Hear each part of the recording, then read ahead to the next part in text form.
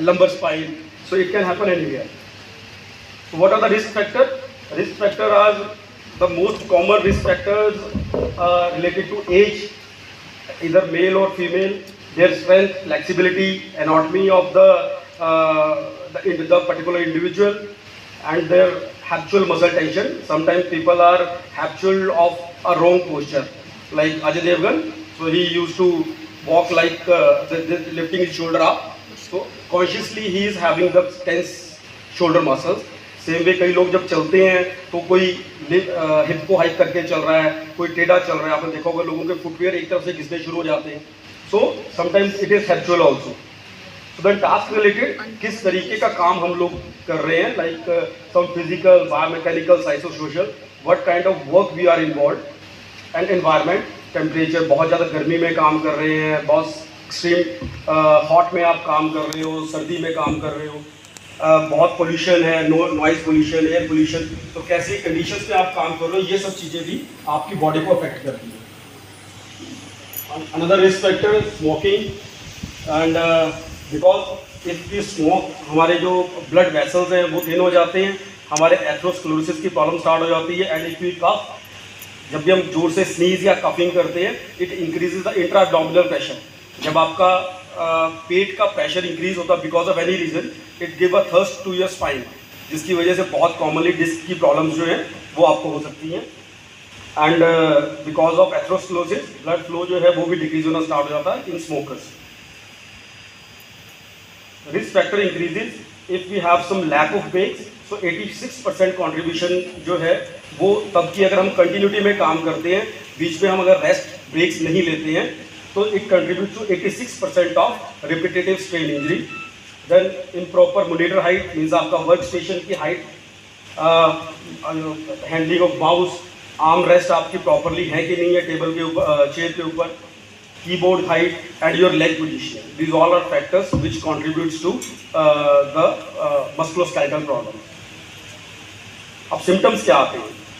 Symptoms: persistent discomfort, fatigue or pain, swelling any part, skin discoloration, change in color, temperature changes, some kind of crackling or snapping sound in the joints, loss of grip, feeling of numbness in the hands, stiffness or some tingling or burning sensation. These are the common symptoms of repetitive strain injury conditions.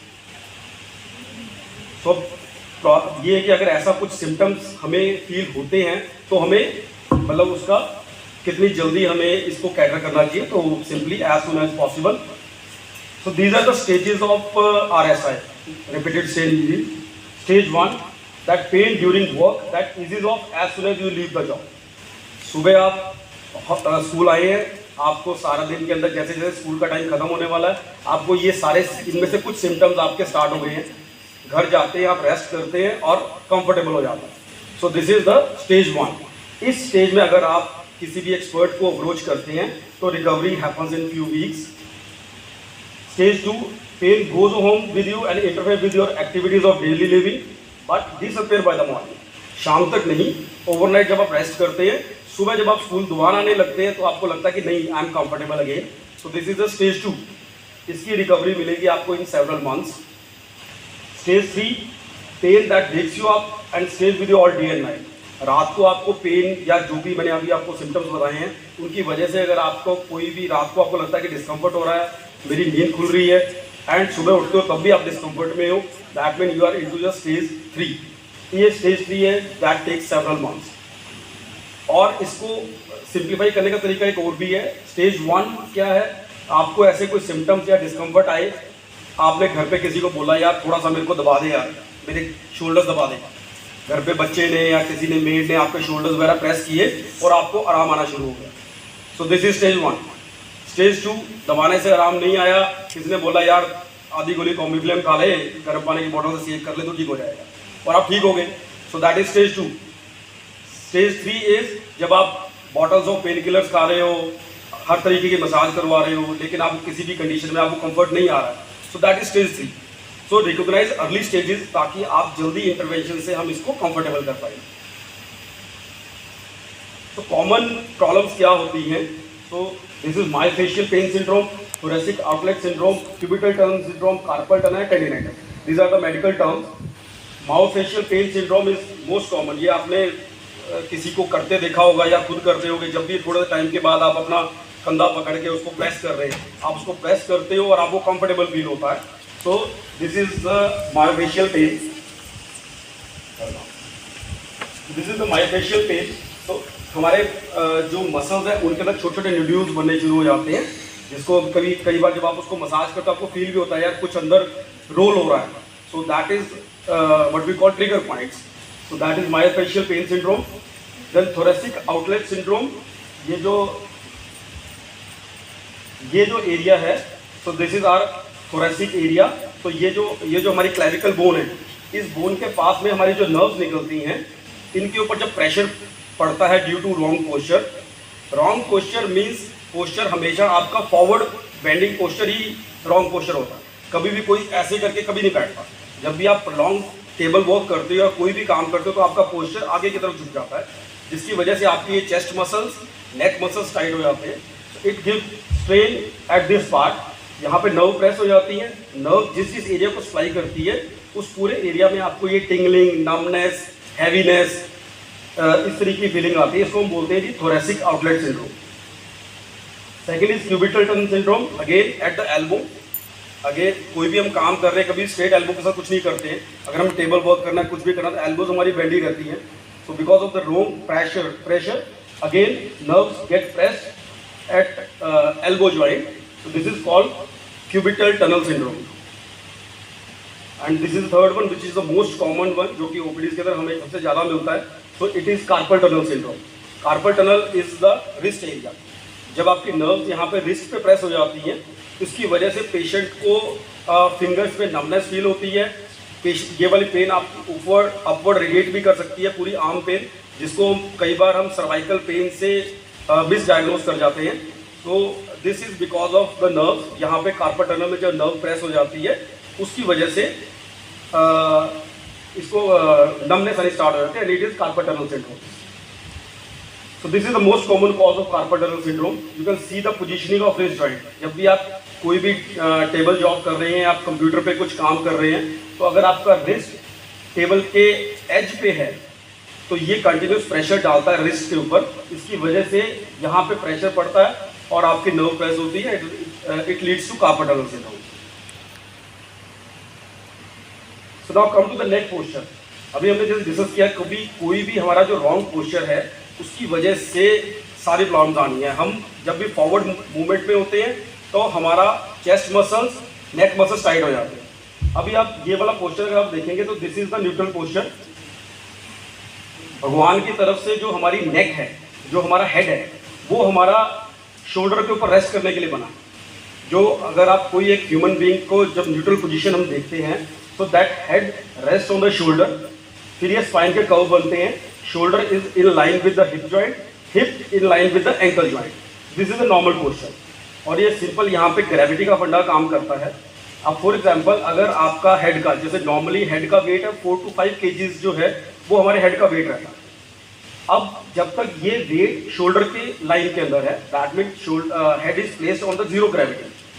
सो आपके जो ये posterior नेक muscles हैं, पीछे वाले muscles, इन muscles पे कोई pressure नहीं है।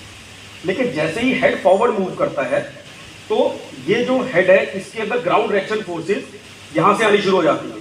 जो पहले ग्राउंड रिएक्शन फोर्सेस स्ट्रेट जानी थी, अब ये फॉरवर्ड आ गई है, जिसकी वजह से अगर विद द नॉर्मल फंडा is with 1 inch every inch of forward movement creates 5 kgs of load on the posterior neck muscles.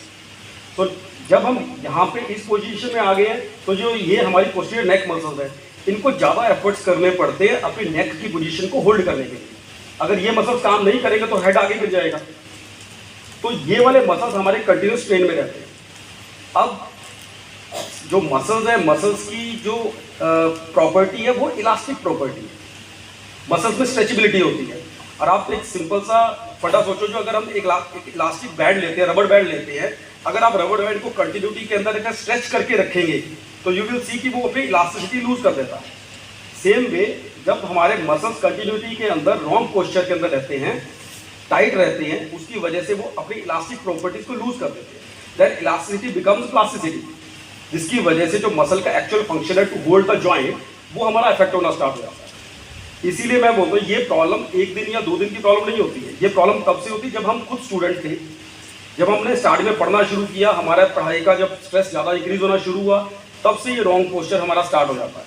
लेकिन जैसे जैसे उस टाइम पे वही स्टेजेस आती है जो स्टेज 1 की हम बात कर रहे थे, जब आगे बढ़ते हैं तो हम जो बेसिक कॉज है वो है हमें इस पार्ट की स्ट्रेंथनिंग करना, वो हम नहीं करते हैं। उसके अलावा हम सब कुछ करते हैं, चाहे वो पेन किलर्स हैं, चाहे वो हॉट पैक्स हैं, चाहे वो मलवाना है, हम सब कुछ करते हैं। उस स्टेज पे अगर हम इसका ख्याल रखेंगे तो हम लॉन्ग रन के अंदर इसको हैंडल कर सकते हैं। तो जैसे कि मैंने बोला था, the weight of head specially in combination with poor posture like a forward head posture that put significant stress on the posterior neck muscle, it increases muscle load, muscle wasting, means muscle की power जो कम होनी start हो जाती है, and strain, muscle में tear होना start हो जाता है। The average adult head weight 4.5 to 5 kgs. For every inch the head shifted forward, it like adding 5 kgs of weight to the neck. What are the pitfalls? So one सबसे important तो misdiagnosis, कि भी हमें basically इस problem को हम diagnose ही नहीं कर पाते कि भी ये पोस्चरल प्रॉब्लम है, ये मसल की प्रॉब्लम है। बड़ा ट्रेंडिंग वर्ड है कि जिन्होंने सर्वाइकल हो गया, जी सर्वाइकल हो गया। तो सर्वाइकल क्या है? सर्वाइकल तो एक एरिया का नाम है, जो हमारा नेक का एरिया है उसको हम सर्वाइकल स्पाइन बोलते हैं। तो सर्वाइकल तो सबको होना ही चाहिए, गर्दन नहीं होएगी तो काम कैसे चलेगा। लेकिन हमें डायग्नोज ये करना है कि भी that is because of changes in the spine. Cervical spine के अंदर कोई बोनी चेंजेस आ गए हैं, या सर्वाइकल स्पाइन को स्टेबिलिटी नहीं मिल पा रही है, हम उसके मसल्स उसको होल्ड नहीं कर पा रहे। सो प्रॉब्लम क्या है? So misdiagnosis is one problem. Then inappropriate medication, split and alternative modalities. बड़ा जी झाड़े चल जो जी, लामड़ा चल जो जी, मालिश करा लो जी, ये कर लो, वो कर लो। So we are very much into it. कि डॉक्टर के पास जाएंगे तो उन्हें लंबे चौड़े इन्वेस्टिगेशन करवा देनी है, दवाइयाँ खिला देनी, कुछ नहीं हैगा, उठे जा, उन्हें एक झटका मारना, ठीक हो जाएगा। This is the common practice. So inappropriate taking, उससे क्या प्रॉब्लम एक बार बढ़ जाती है तो नेचुरली फिर आपको वापस आने में टाइम लग जाता है। Then total reliance of fancy ergonomic gadgetry. Patient को मैं बोलूँगा कि आपने थोड़ा सा ब्रॉड शोल्डर रखा करो, ये अपने आप को थोड़ा स्ट्रेट रख के बैठो। हम उसको बॉडी केयर टीच करते हैं, वो आगे से बोलता है डॉक्टर साहब कोई बेल्ट नहीं आती जिसे सानू बांध के बिठा ले। सो हमने कुछ नहीं करना, हम बस ये चाहते हैं कि कुछ ऐसा क्विक फिक्स मिल जाए जिससे हम उसके ऊपर करते, हमें खुद ना कुछ करना पड़े। बट ये बिल्कुल ही क्लियर है कि बिना कुछ किए कुछ नहीं होना, आपको खुद को एफर्ट्स करने ही पड़ने हैं। आप आज करो स्टेज 1 में, या आप स्टेज 3 में करो, नहीं तो बस यही चल रहा है जी, तो डॉक्टर के पास जाओ, दवाइयाँ खाओ, यही काम होना है। सो ये ऐसा नहीं है कि भी नहीं है तेरा तो वह नहीं है प्रॉब्लम है तो है, ठीक है। ऐसा कुछ नहीं है कि भी ये सिर्फ आपके दिमाग में है, ऐसा कुछ नहीं, प्रॉब्लम तो है। पर लेकिन प्रॉब्लम यही है कि भी क्विक फिक्स नहीं है, आपको इसको टाइम देना पड़ेगा।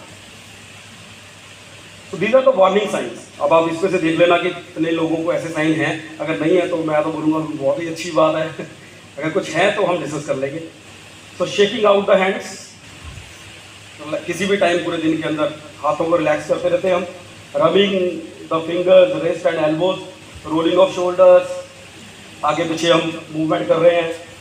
Down slumping posture, bottles of painkillers, balms, ointment, and if you find some unproductivity or like you find some unproductivity of your work, कि पहले मैं ज़्यादा काम कर लेता था, करने से अब मैं कम कर पा रहा हूँ। So what does it take to recover from repetitive strain injury?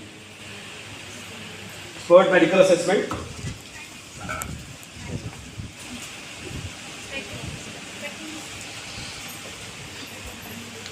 तो अगर आपको इसमें से कोई भी वार्निंग साइंस हैं, कोई भी रेड फ्लैग्स हैं जो भी हमने डिस्कस किए हैं, तो उसमें हमने करना क्या है?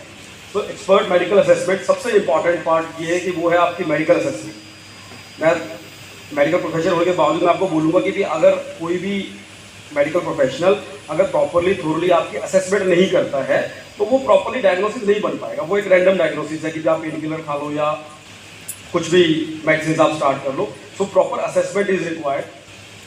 सो सम स्किल्ड मैनुअल थेरेपी, जब relaxing your muscles, body awareness approaches जो भी हम डिस्कस करेंगे, and identification and correction of all predisposing factors, individuals that take responsibility to make changes in approach. So changes कीजिए और उसको अपने system बनाइए कि दूसरे भी उस चीज़ को फॉलो करें। So they are so simple things. So this is whenever you are in the sitting position, just try to sit by supporting your spine. हमारी स्पाइन में ऑलरेडी नेचुरल कर्व्स होते हैं जिनको हम सर्वाइकल कर्वेचर्स बोलते हैं। ये कर्वेचर्स क्यों होते हैं? ये कर्वेचर्स भगवान की तरफ से हमारी बॉडी के शॉकर्स हैं। जैसे गाड़ी में शॉकर्स होते हैं, उसी तरीके से स्पाइन में कर्वेचर्स है। अब यू जस्ट कंसीडर, अगर हमारी स्पाइन में कर्व्स ना हो तो अगर आपको जर्क लगेगा तो and your spine acts like a bamboo, तो ये झटके लगेंगे और पैरावर्टिब्रल मसल्स जो है वो आपके पेनफुल या डिस्टर्ब होने स्टार्ट हो जाते हैं। ऑन अदर हैंड जब आपको जर्क लगता है, ये पूरी स्पाइन आपकी कंप्रेस होती है because of the curve and then it straightens again. It saves you from the undue jerks, paravertebral spasm. तो उसके लिए स्पाइन की कर्वेचर जरूरी है। अब इस पोजीशन में अगर हम स्पाइन को प्रॉपर्ली सपोर्ट करके नहीं बैठते हैं, तो जैसे मैंने अभी आपको लास्ट स्लाइड में बताया था, दिस इज द सीधा राउंड पोस्चर। सो अब इस पोजीशन के अंदर अगेन, अब यहाँ पे अगर if you find the body is on zero gravity, body के किसी भी बॉडी का जितना भी जो बॉडी पार्ट्स का जो वेट है, वो वेट में ग्रेविटी का कोई कॉन्ट्रीब्यूशन नहीं आ रहा है, बिकॉज हेड जो है वो शोल्डर्स पे रेस्ट कर रहा है, शोल्डर्स जो है वो हमारी बेस लाइन पे रेस्ट कर रहे हैं, एंड जो फुट रेस्ट है उसकी जगह पे हमने फुट रेस्ट, हमारे जो फीट हैं वो हमारे फ्री नहीं है, वो हैंग नहीं कर रहे हैं आपके।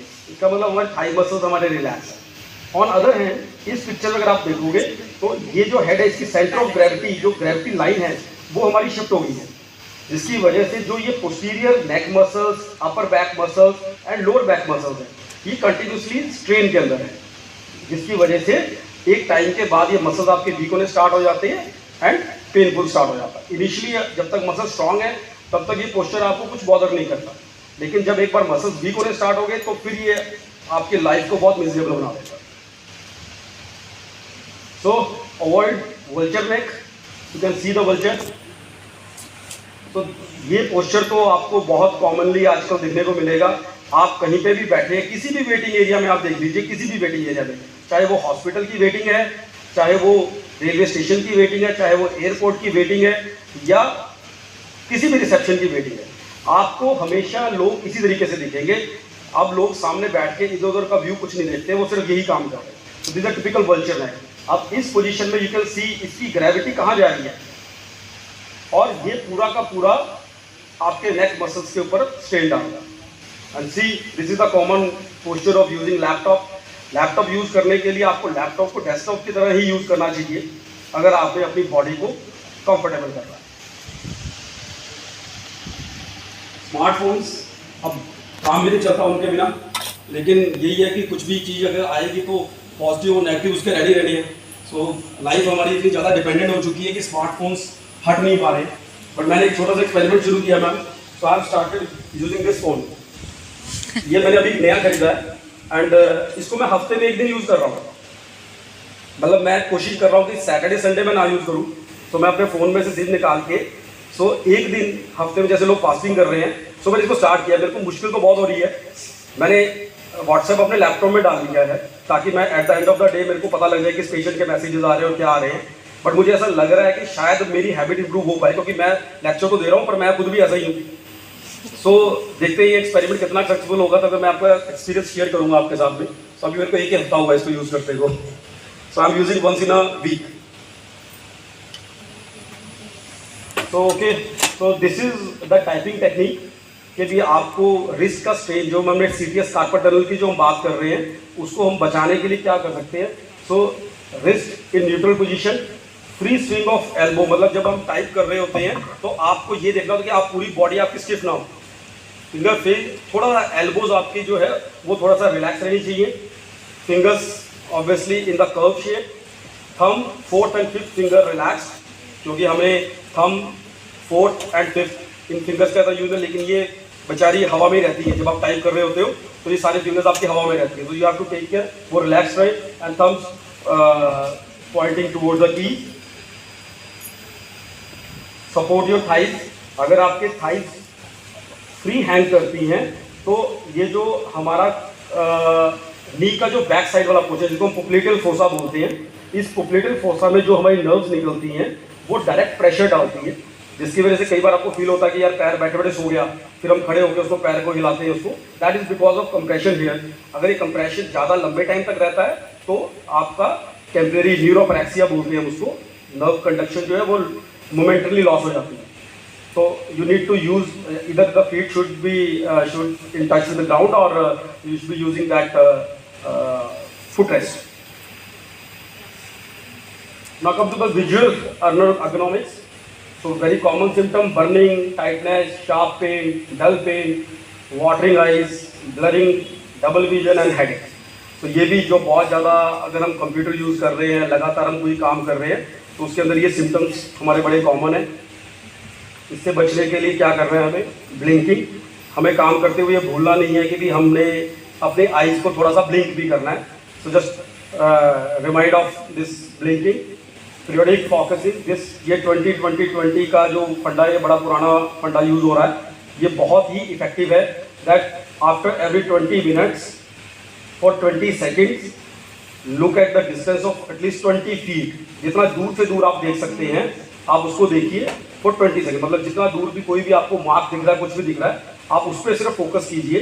हर 20 मिनट के बाद 20 सेकेंड्स के लिए 20 फीट दूर। And exercise your eye muscles, again दूर से दूर जो आपको एक पॉइंट कोई भी मिलता है उस पॉइंट पर फोकस कीजिए, उस पर फोकस करके विदाउट मूविंग योर हेड अपनी आई बॉल्स को जितना एक्सट्रीम राइट और जितना एक्सट्रीम लेफ्ट आप मूव कर सकते हैं आप वो कीजिए, जिससे आपके आई मसल्स जो हैं वो आपके रिलैक्स रहेंगे।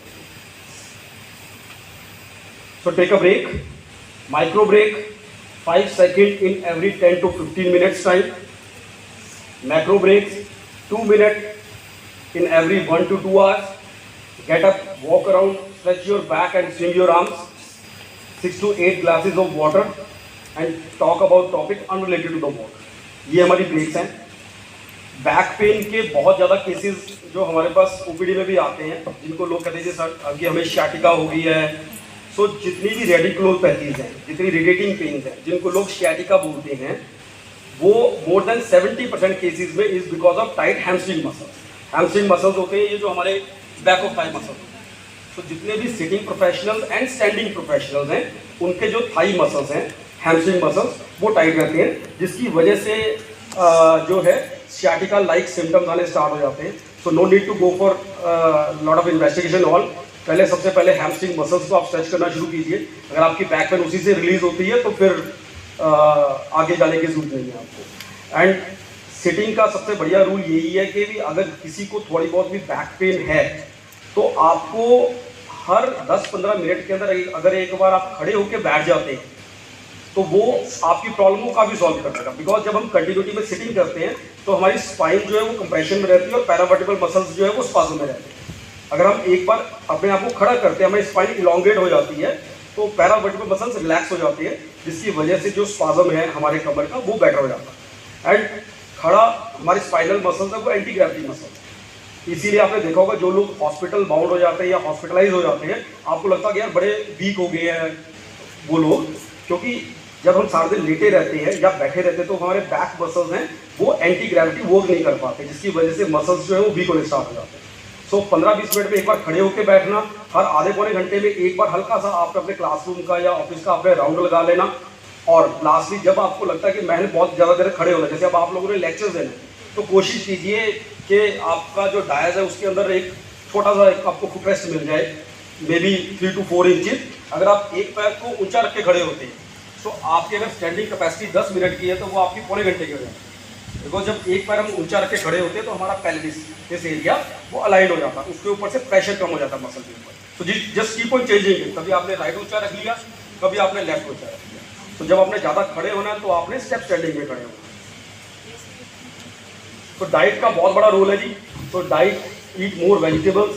वो डाइटिशियन हमेशा बताते हैं कि जितनी थाली आपकी कलरफुल होती है उतना ज़्यादा वो आपके लिए फ़ायदेमंद होती है basically. So eat more vegetables, decrease your caffeine levels, well balanced diet, regular and frequent meals, decrease the consumption of junk food, eat slowly and take a multivitamin mineral trace element preparation. तो diet का तो बहुत बड़ा role है। तो हम exercise की बात करते हैं जी। एक्सरसाइज फॉर्मूला सिंपली, सो फ्रीक्वेंसी डेली नहीं तो कम से कम 3 से 4 बार हफ्ते में, 3 to 4 टाइम्स पर वीक। तो you should participate in at least 60 minute of physical activity. अब वो चाहे आप एक मिनट करके दिन में 60 बार कर रहे हैं, या 15 मिनट के सेशन कर रहे हैं 4 बार, या 60 मिनट एट अ स्ट्रेच कर रहे हैं। तो you should involve at least 60 minute of physical activity minimum 3 to 4 times a week. So बहुत ज़्यादा विग्रेस की जरूरत नहीं है, आप सिंपल अपनी वॉक से भी स्टार्ट कर सकते हैं। So walking, stair climbing, carrying grocery, static cycling, walking, ये सब चीज़ें भी आप इसको फॉलो कर सकते हैं। So these are the simple dos and don'ts. So see a lot of pressure on the back. जब अब जैसे आप खड़े हैं, जैसे मैंने अभी आपको एडवाइस किया, अगर आप स्टेप स्टैंडिंग में खड़े होते हैं तो आपकी स्पाइन का जो है लोड वो कम होना स्टार्ट हो जाता है। अगर आपको किसी भी चीज़ के लिए फॉरवर्ड स्टूप करना पड़ रहा है तो कोशिश कीजिए कि भी या तो ये वाला लेवल थोड़ा ऊंचा हो, या अगेन आप दोनों नीज बेंड कीजिए, या सेम स्टेपिंग के अंदर आप खड़े हो जाइए। जब आप वॉकिंग कर रहे हैं तो try to make your spine straight rather than bending forward. Again the funda of zero gravity.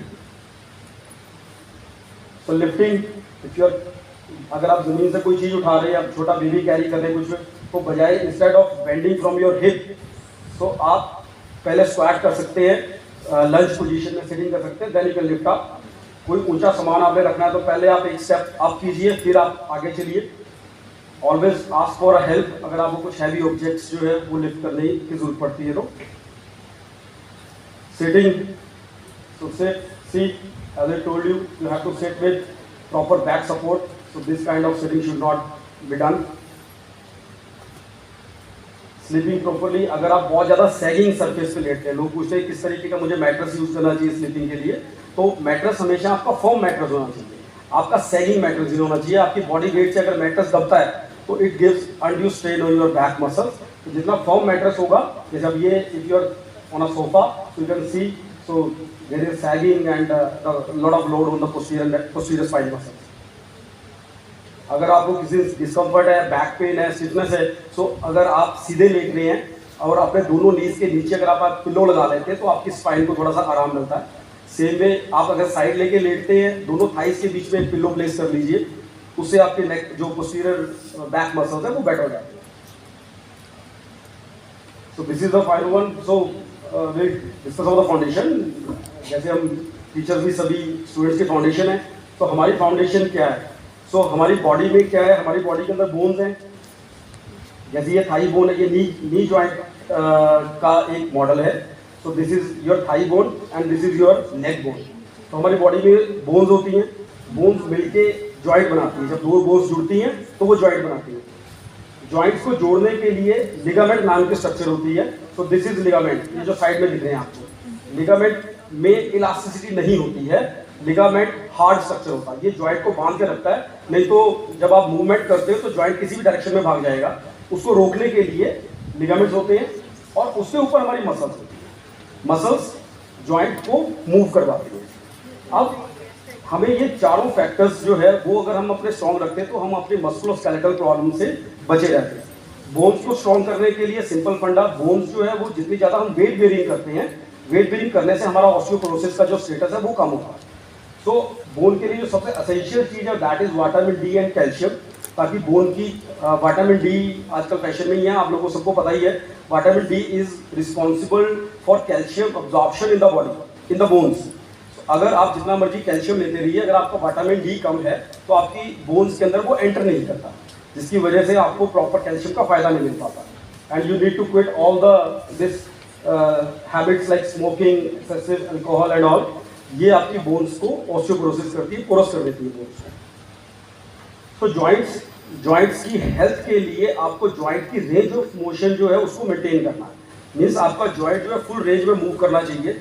आपको अर्ली फिजियो अगर आपको पता लगता है कि अगर आप जॉइंट को मूव करते हैं, जैसे आपको लगता है कि जब मैं बिल्कुल लास्ट में मूव कर रहा हूँ तो मेरे को जॉइंट में पेन हो रही है, इसका मतलब आपको उस टाइम पे अपनी असेसमेंट करवाना इंपॉर्टेंट है।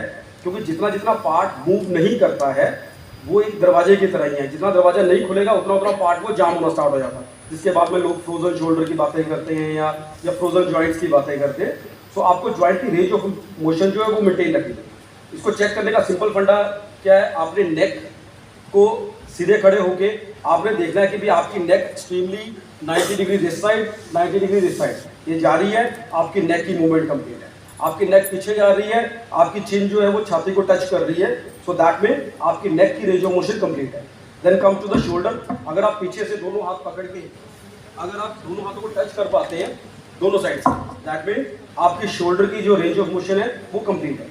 दिस इज द एक बिग आइडिया। देन अगर आप झुक के नीचे अपने टोज को टच कर पाते हैं, so that mean your hamstring muscles, जिसकी हम बात कर रहे थे, प्लस योर स्पाइन, उसकी मूवमेंट आपकी कंप्लीट है।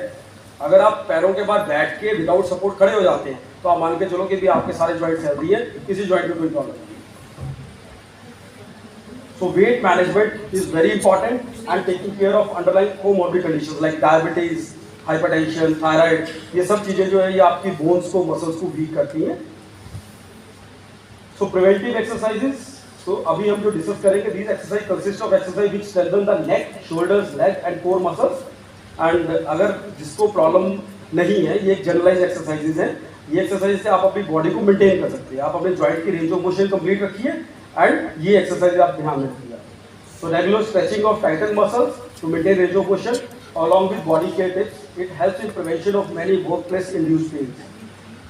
So this is the most important stretch। Next stretch ये है, जब अभी आप अपने चेयर पे बैठे हैं तो यू कैन सी, अगर मैं नेक के ये वाला पार्ट में स्ट्रेच कर रहा हूँ तो ये आपने राइट हैंड से चेयर को पकड़ लेना नीचे से। अगर आप इसको चेयर को होल्ड नहीं करते हैं तो ये जब आप नेक को स्ट्रेच करेंगे शोल्डर ऊपर की तरफ लिफ्ट हो जाएगा और आपको मसल में प्रॉपर स्ट्रेच नहीं आएगा। तो you are holding chair from the one side और दूसरे हाथ से आप नेक को स्ट्रेच कर रहे हैं। तो this is one direction and ये फॉरवर्ड मीन्स आप इस तरफ और आगे की तरफ। इससे जो हमारे पोस्टीरियर नेक मसल्स हैं, जो कि टाइटन मसल्स हैं, वो रिलीज हो जाते हैं। आपको कोई भी आप काम करने जब हम सुबह स्टार्ट करते हैं तो हर बंदे को अपने आप को एक स्पोर्ट्स मैन या स्पोर्ट्स वुमेन ही समझना चाहिए। आपको जब आप सुबह काम स्टार्ट करते हैं तो you start with some stretches. जब आप अपना डे एंड करते हैं देन जैसे हम वार्म अप और कूल डाउन करते हैं तो आपको स्ट्रेचेस जो है वो रेगुलर करनी चाहिए। जिसको ज़्यादा प्रॉब्लम है वो आफ्टरनून में भी स्ट्रेचेस कर सकते हैं। It will take hardly 10-15 minutes. So wrist, upper limb, wrist and upper limb stretches. Simple wrist, keeping your elbow absolutely straight and you are pressing it down. Same way, opposite side. So it will relax your elbow muscles and forearm muscles. And this is the triceps. क्योंकि बहुत जब भी हम लगातार काम करते हैं इस पोजीशन के अंदर, ये वाला मसल हमारा शॉर्ट हो जाता है, ये लेंथर होना स्टार्ट हो जाता है। तो जब हम इसको स्ट्रेच कर रहे हैं तो ये हमारा biceps muscle, front of arm stretch हो रहा है। एंड जब हम इसको कर रहे हैं this is our tricep muscle, इसको हम स्ट्रेच कर रहे हैं, शोल्डर की जितनी भी पेन्स है उससे कंफर्टेबल हो जाती है। And this is very good, this is called corner stretch. Again जब भी हम फॉरवर्ड राउंड शोल्डर के साथ बैठते हैं तो हमारे जो चेस्ट मसल्स हैं वो टाइट होने स्टार्ट हो जाते हैं। सो आप किसी भी एक कॉर्नर में आप खड़े होके दोनों शोल्डर्स को 90 डिग्री के ऊपर फिक्स कर लीजिए। अब आपको आगे फ्री स्पेस मिल जाता है मूव करने के लिए। And keeping your elbows fix to the wall, आप आगे की तरफ मूव करते हैं तो it stretches your chest muscle which is again responsible for muscle spasm. तो ये आप इसके लिए, या फिर अगर आपको कॉर्नर नहीं मिलता तो आप अपने कुलीग की हेल्प ले सकते हैं। फिर आप सिंपली बैठेंगे और somebody will pull you backward। This is hamstring stretch. Again you are pushing the wall। अब इस पोजीशन के अंदर जो हम बेसिकली जो ये हमारी लेफ्ट लेग है, इस लेफ्ट लेग को आप स्ट्रेच कर रहे हैं हैमस्ट्रिंग के लिए। So you are standing against the wall, ये लेग को आपने फॉरवर्ड कर लिया। अब इसकी हील आपकी उठनी नहीं चाहिए, नी बिल्कुल स्ट्रेट होना चाहिए, हील आपकी उठनी नहीं चाहिए। इस लेग को अभी आप और फॉरवर्ड जितना बेंड करते जाएंगे उतना ज़्यादा इसके हैमस्ट्रिंग मसल्स जो है उसके ऊपर स्ट्रेच पड़ेगा और आपका ये मसल जो है प्रॉपर लेंथ में मेंटेन रहेगा। इसकी वजह से जितनी भी बैक प्रॉब्लम है वो हम कंफर्टेबली कर सकते हैं। स्कैपुलर स्टेबलाइजर्स, इसके अंदर सिंपली बिकॉज जितना भी हम मूवमेंट कर रहे हैं फॉरवर्ड में कर रहे हैं, simply sitting shoulders back, this is what we call scapula. तो इसमें सिटिंग में बैठ के हमें दोनों स्कैपुला को क्लोज करना है, hold there for 10 seconds and then back. And the second one you will lift shoulders up, hold for 10 seconds and then back. This is simple isometric exercises, जिसमें आपकी बॉडी जो वो मूव नहीं करती है, बेसिकली सिर्फ आप काउंटर प्रेशर अप्लाई करते हैं। You are applying pressure for example pressure to this side and your head gives pressure to this side.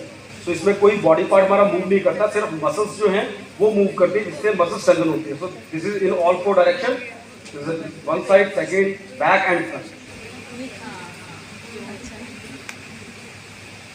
So this is last very good exercise for the spinal exercise movement। किसी को back pain है या spasm है, ये सबसे best exercise है।